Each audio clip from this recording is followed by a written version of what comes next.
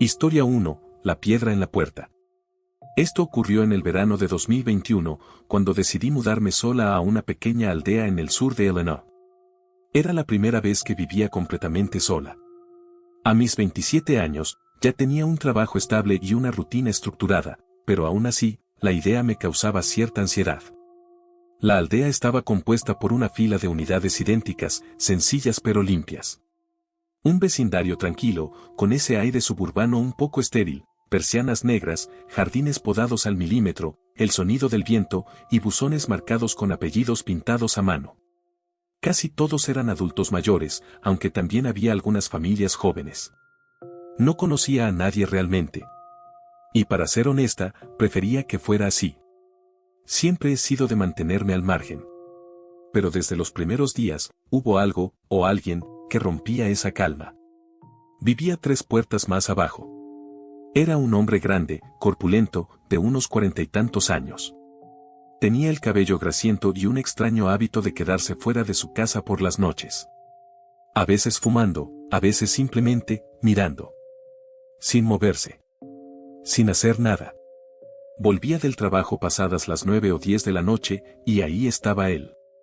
Apoyado en el marco de su puerta, o parado al borde de su entrada, mirando hacia la calle.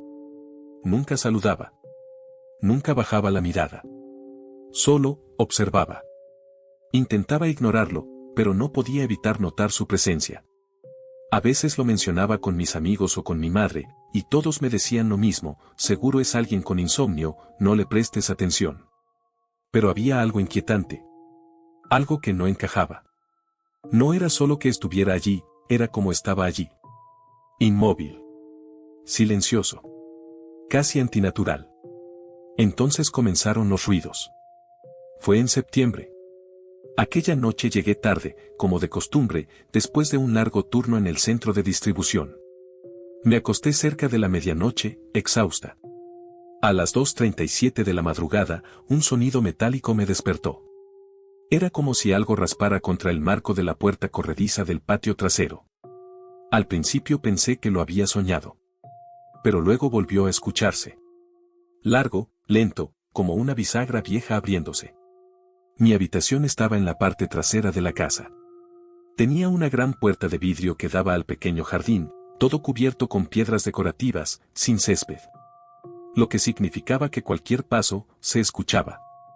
Me senté en la cama, con el corazón latiéndome fuerte. Escuché pasos. Crujidos suaves. Como si alguien caminara lentamente por encima de las piedras. No eran animales. Lo supe de inmediato. Tomé el teléfono.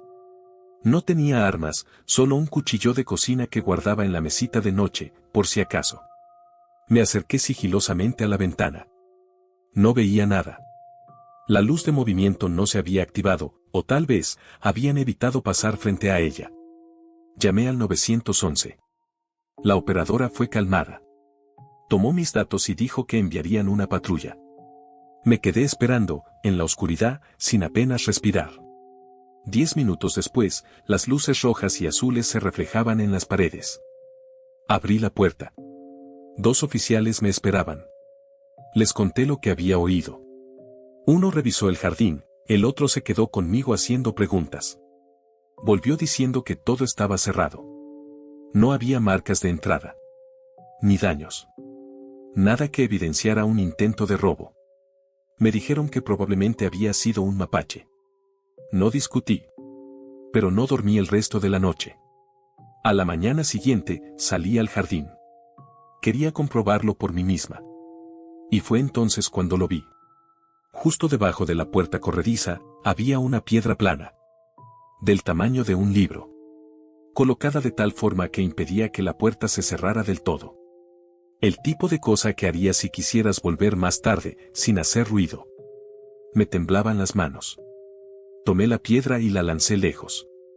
Llamé de nuevo a la policía y se los conté. Dijeron que lo dejarían anotado, pero que sin evidencia de crimen, no podían hacer mucho más.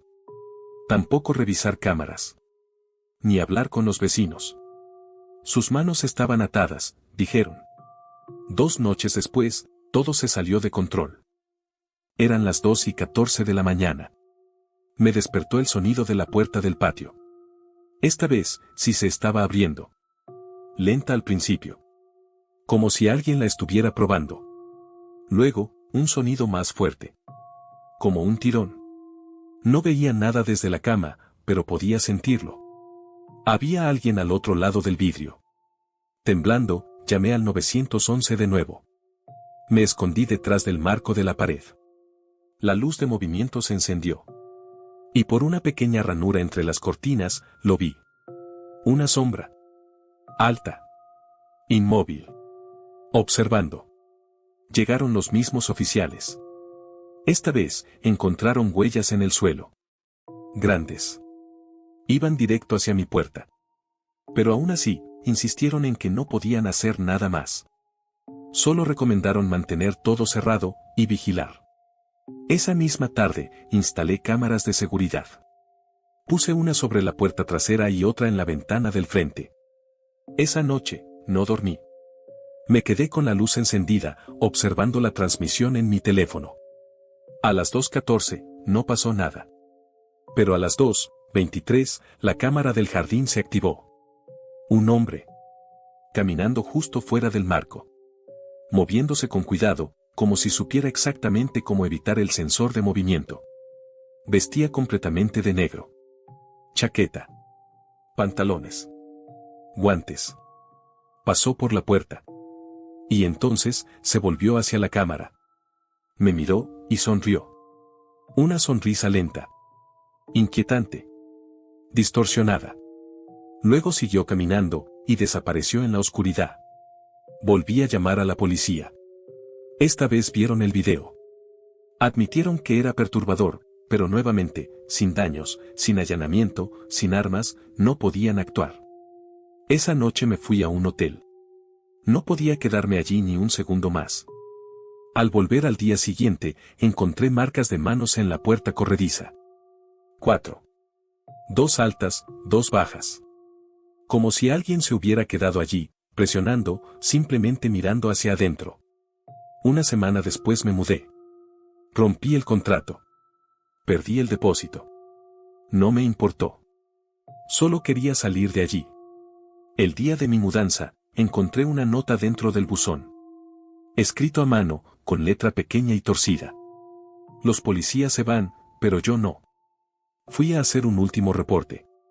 Esta vez, el oficial parecía genuinamente afectado. Prometió revisar el vecindario. Pero era tarde. Yo ya no iba a volver. Un mes más tarde, recibí un mensaje por Facebook.